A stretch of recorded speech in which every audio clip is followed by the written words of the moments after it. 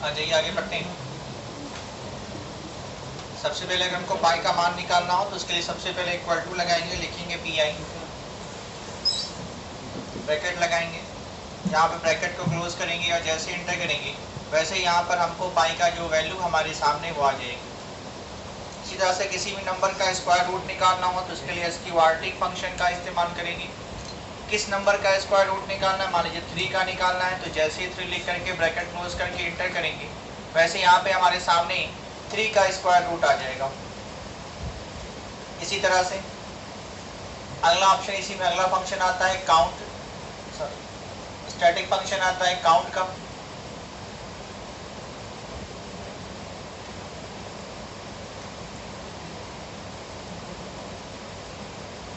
ये हमने कुछ डेटा तैयार किया हुआ है।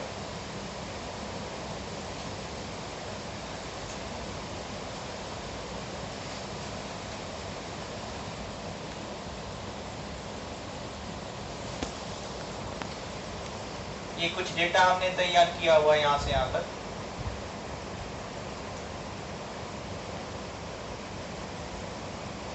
अब ये जो डेटा हमने तैयार किया हुआ है हमको इसमें काउंट करना है कि इसमें किस किस सेल के अंदर कितने नंबर लिखे गए। तो यहाँ पर किसी भी सेल को काउंट करने के लिए हम क्या करेंगे, काउंट फंक्शन का इस्तेमाल करेंगे। तो इसके लिए सबसे पहला काम करेंगे, इक्वल टू लगाएंगे, लिखेंगे काउंट, ब्रैकेट लगाएंगे। सबसे पहले कह रहा है कि वैल्यू दीजिए, तो वैल्यू हमारी यहाँ से लेके यहाँ तक पूरा डेटा सेलेक्ट कर लीजिए, ब्रैकेट को क्लोज कर लीजिए और जैसे ही इंटर करेंगे यहाँ पे पता चल जाएगा कि टोटल 38 सेल ऐसी हैं जिसपे आपका न्यूमेरिक का नंबर लिखा गया है। ठीक है, तो काउंट कर लेते हैं, 1 2 3 4 5 6 7 8 9 10 11 12 13 14 15 16 17 18 19 20 21 22 23 24 25 26 27 28 29 30 31 32 33 34 35 36 37 38।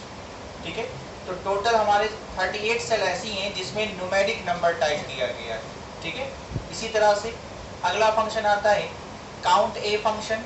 अब अगर हमको ये पता करना है कि टोटल यहाँ से लेकर के यहाँ तक की जो सेल लिखी गई है इसमें कितने अल्फा न्यूमेरिक वैल्यू लिखी गई, यानी नंबर भी लिखे गए हैं और टेक्स्ट भी लिखे गए हैं, उसको अल्फा न्यूमेरिक सेल कहते हैं। तो उसके लिए हम क्या करेंगे, सबसे पहले इक्वल टू लगाएंगे, लिखेंगे काउंट ए। सबसे पहले कह रहा है वैल्यू दे दीजिए यहाँ पर, यहाँ से लेकर के यहाँ तक के एरिया को हम सेलेक्ट कर लेंगे, ब्रैकेट क्लोज करेंगे और जैसे इंटर करेंगे तो पता चल जाएगा कि टोटल 64 सेल के अंदर हमने अल्फा न्यूमेरिक वैल्यू को लिखा हुआ है, यानी सेल के अंदर टेक्स्ट भी लिखा हुआ है और सेल के अंदर नंबर भी लिखा हुआ है। इन दोनों को अलग एक साथ काउंट करने के लिए हम काउंट ए फंक्शन का इस्तेमाल करते हैं। ठीक, अब आ जाइए, इसी में अगला फंक्शन आता है काउंट ब्लैंक। हमको ये पता करना हो कि ये जो पूरा डेटा हमारा है इसमें कहाँ कहाँ हमने सेल ब्लैंक छोड़ रखी है और टोटल कितनी सेल है जो ब्लैंक है। तो इसके लिए हम क्या करेंगे, यहाँ पर काउंट ब्लैंक का इस्तेमाल करेंगे। सबसे पहले कह रहा है कि रेंज बताइए, तो पूरा डेटा यहाँ से यहाँ तक का सेलेक्ट कर लीजिए। सेलेक्ट करने के बाद ब्रैकेट क्लोज करिए और जैसे इंटर करेंगे तो फौरन पता चल जाएगा कि यहाँ पे 2 सेल आपकी ब्लैंक है, एक सेल ये ब्लैंक है, एक सेल ये ब्लैंक। अगर यहाँ से अभी इसको हम डिलीट कर दें, यहाँ से हटा दें तो फौरन यहाँ पे 3 हो जाएगा। ठीक है, कि 3 सेल जो है वो ब्लैंक है। इसी तरह से तो किसी भी सेल ब्लैंक सेल को काउंट करने के लिए हम काउंट ब्लैंक का इस्तेमाल करते हैं। काउंट इफ का मतलब क्या होता है, काउंट इफ का मतलब मैंने आपको पहले भी बताया था, जब हमारे सामने कोई कंडीशन आ जाए, कंडीशन बेस्ड डेटा हमारे सामने हो तो वहां पर हम इफ का इस्तेमाल करते हैं। अब यहाँ पर हमको पता करना है कि इसमें से कितने ऐसे स्टूडेंट हैं जो पास्ड हैं। तो उसके लिए हम क्या करेंगे, सबसे पहले इक्वल टू लगाएंगे, लिखेंगे काउंट इफ, फिर कह रहा है कि रेंज बताइए, तो रेंज हमारी यहाँ से यहाँ तक है, इसको सेलेक्ट कर लीजिए, कॉमा लगाइए। इनमें से किसके बारे में पता करना है, पास के बारे में पता करना है तो ऐसे क्लिक कर लीजिए, तब भी हो जाएगा काम आपका। और या तो आप यहाँ पर डबल इन्वर्टेड कॉमा के अंदर लिखिए past, double inverted comma close करिए, ब्रैकेट क्लोज करिए और जैसे इंटर करेंगे वैसे ही पता चल जाएगा कि टोटल हमारे पास 5 स्टूडेंट जो है वो पास है। तो 1 2 3 4 और 5। ठीक, तो यहाँ पे टोटल कितने स्टूडेंट हमारे पास आउट हैं इसको पता करने के लिए हम काउंट इफ का इस्तेमाल कर सकते हैं। तो जब भी हमारे सामने कोई कंडीशन आ जाए तो कंडीशन एक कंडीशन हो और कोई किसी दो स्टेटमेंट, एक कंडीशन दो स्टेटमेंट में से किसी एक स्टेटमेंट को एग्जीक्यूट करना हो तो उसके लिए हम काउंट इफ का इस्तेमाल कर सकते हैं। फिर आ जाइए काउंट इफ्स। हम जानना चाहते हैं इसमें कितने ऐसे स्टूडेंट हैं जो पास हैं लेकिन 70% से ज्यादा मार्क्स से पास हुए हैं। तो उसके लिए आइए सबसे पहला काम नीचे निकाल देते हैं। तो उसके लिए सबसे पहला काम करेंगे हम इक्वल टू लगाएंगे, लिखेंगे काउंट इफ्स, ब्रैकेट लगाएंगे। सबसे पहले कह रहा है क्राइटेरिया रेंज बताइए। तो क्राइटेरिया रेंज हमारा ये है, सेलेक्ट कर लीजिए पूरा, फिर कॉमा लगाइए। क्राइटेरिया 1 क्या है,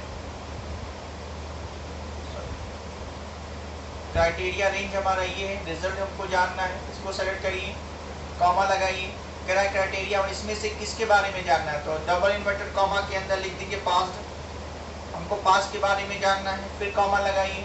क्राइटेरिया रेंज 2 क्या है, तो ये हमारा क्राइटेरिया रेंज 2 है, एवरेज ये हमने निकाल रखा हुआ है। अब यहाँ पर हम इसको सेलेक्ट कर लेते हैं, कॉमा लगाते हैं, इनमें से किसके बारे में जानना है, तो हमको इसके बारे में जानना है कि ऐसे स्टूडेंट जिनका नंबर 70% से ज़्यादा है उनके बारे में जानना है। ठीक है, जैसे ही ब्रैकेट क्लोज करेंगे और इंटर करेंगे वैसे हमको पता चल जाएगा कि ऐसे वो 2 स्टूडेंट हैं जो 70% ज़्यादा नंबर से पास हो गए। ठीक है, तो कौन कौन से देख लेते हैं, एक ये है, दूसरा ये है। तो 2 स्टूडेंट हमारे सामने ऐसे हैं जो पास आउट हैं लेकिन 70% से ज़्यादा मार्क्स से पास आउट हैं। ठीक है, हाँ ये पास है।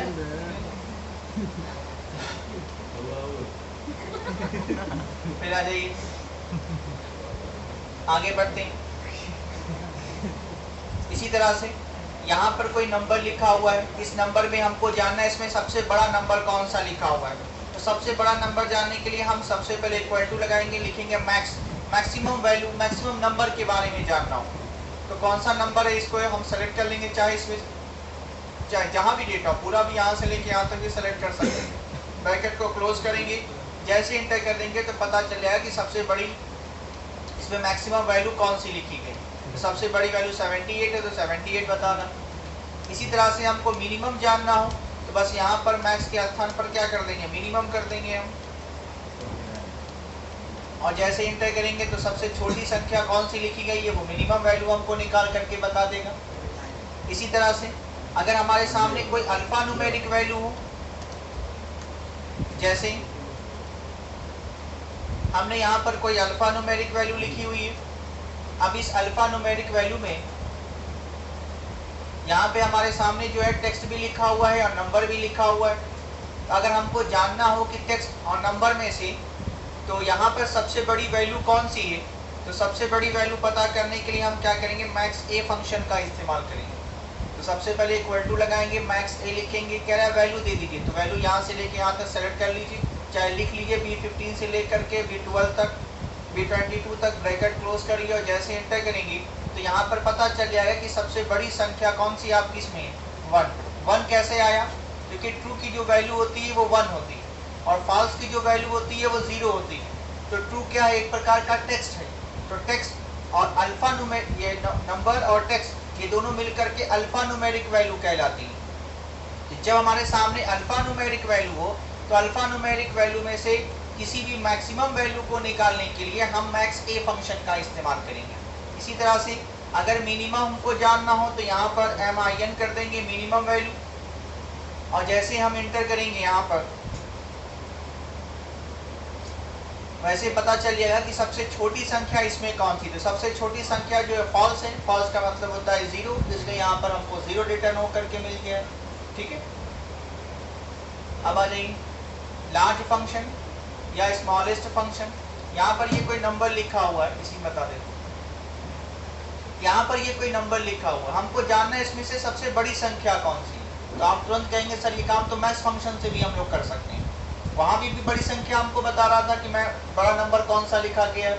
तो इसमें यहाँ पर हमको अगर हमको जानना हो तो लार्ज फंक्शन का इस्तेमाल करने की क्या ज़रूरत है।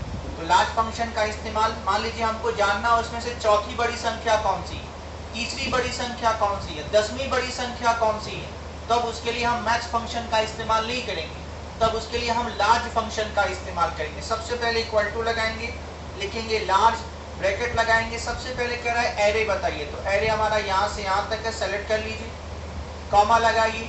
कह रहा है के का मतलब कि कौन सी संख्या के बारे में जानना चाहते हैं लार्जेस्ट, तो हम तीसरी सबसे बड़ी संख्या जानना चाहते हैं, इसमें कौन सी लिखी हुई है।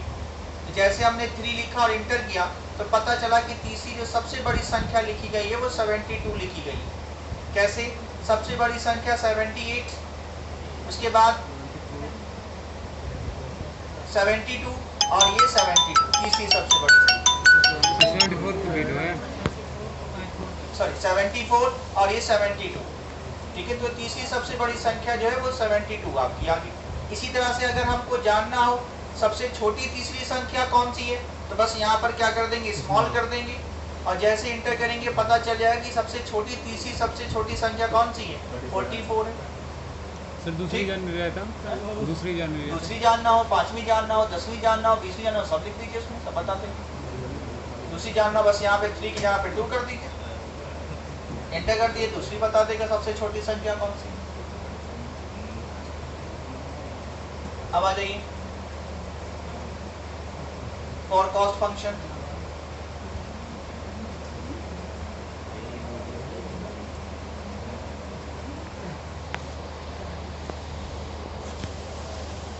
देखिए फॉर कॉस्ट फंक्शन क्या काम करता है।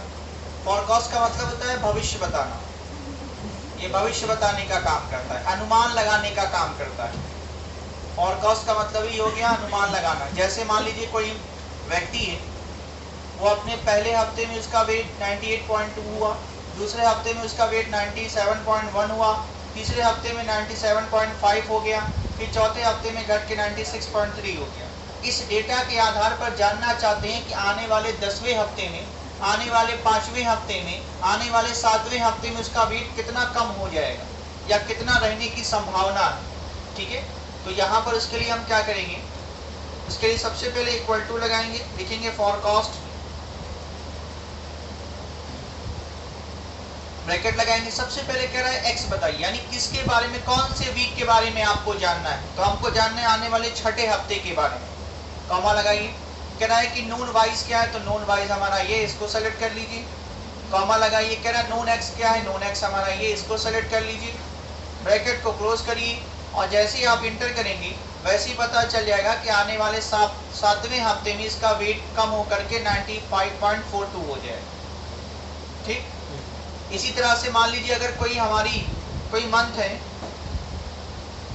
और उसमें हम कोई सामान सेल कर रहे हैं,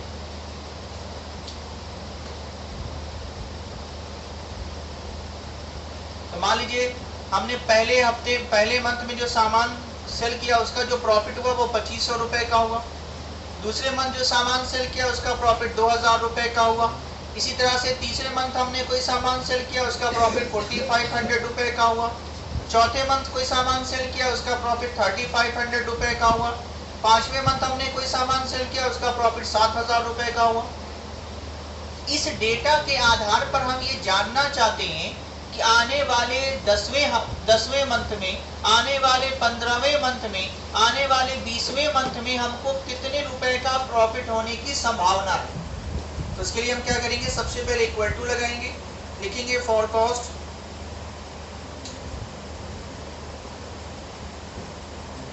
फिर यहाँ पे कह रहा है कि सबसे पहले एक्स का मतलब कि आपको किस मंथ का डेटा चाहिए। तो मान लीजिए हमको आने वाले 11वें महीने के बारे में जानना है, कॉमा लगाएंगे। कह रहा है कि नोन वाइज, तो नोन वाइज को सेलेक्ट कर लीजिए यहाँ से यहाँ तक, फिर कॉमा लगाइए। कह रहा है कि नोन एक्स क्या है, तो नोन एक्स मंथ को सेलेक्ट कर लीजिए यहाँ से यहाँ तक, ब्रैकेट को क्लोज करिए, और जैसे ही आप इंटर करेंगे वैसे ही पता चल जाएगा कि आने वाले 11वें महीने में आपको जो प्रॉफिट होने की संभावना है वो 12,300 रुपए की। इस डेटा के आधार पर वो एनालिसिस करके आपको बताने का काम करेगा, ठीक है। और आगे बढ़े, हाँ